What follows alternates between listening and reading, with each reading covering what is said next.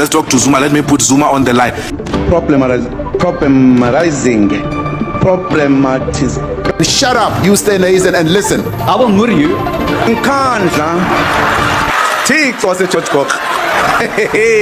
He's still sleeping. Honorable member. She's still, I don't know what's happening. When people I'm not going anywhere. I'm elected here.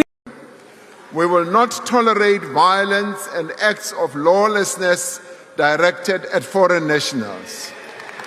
No foreign national should be unlawfully barred from accessing public facilities, including health facilities and schools. To build a stronger South Africa, we need an ethical and capable developmental state. A capable state needs committed and honest public servants with the right skills and a deep culture of service.